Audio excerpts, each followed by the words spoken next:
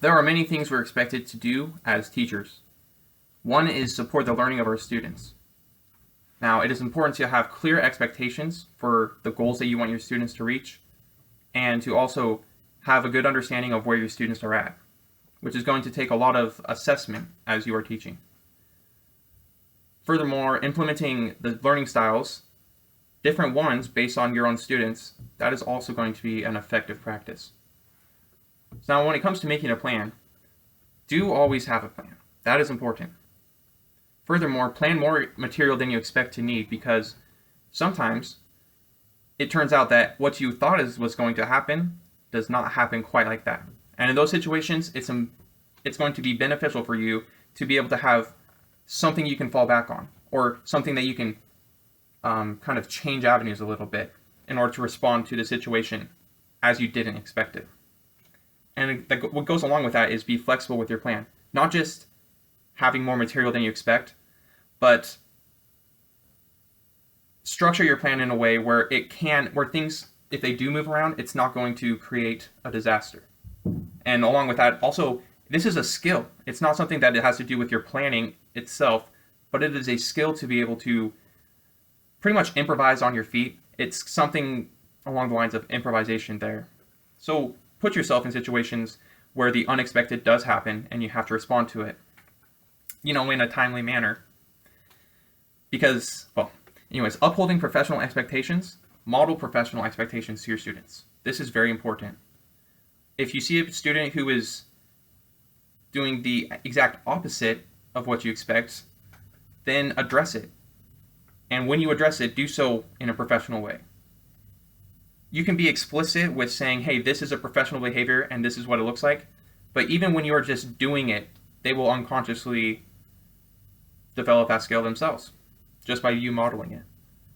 Now with collaboration, we should be collaborating with our colleagues. We should be having students collaborate with one another, because people can learn better when we're able to work together. And when you're collaborating with your colleagues, it's not just from the point of view of what can I learn from them, but what's going to happen too is you're going to have opportunities to share your own experience with them. So it's a win-win for everyone involved. Same with your students.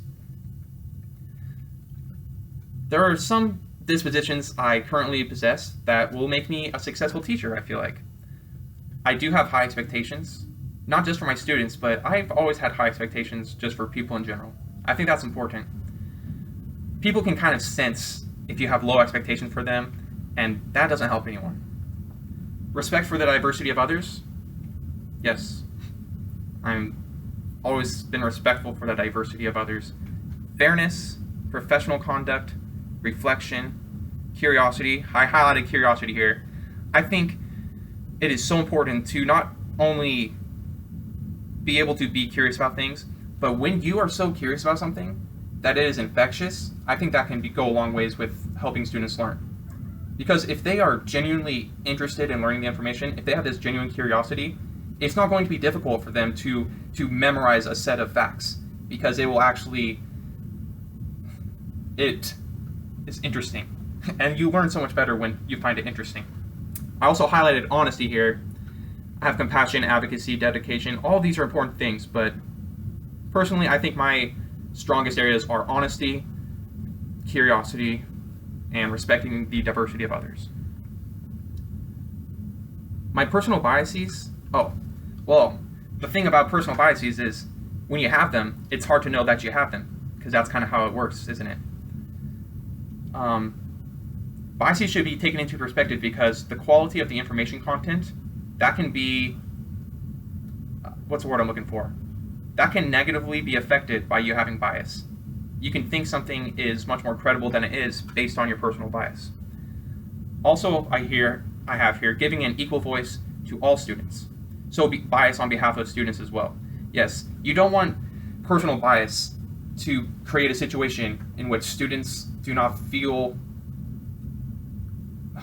free to ask the same kinds of questions that they would otherwise, because that's just going to stunt their learning. So I think all of these are important things to take into consideration for us teachers. I hope you learned something from this video, and thank you for watching.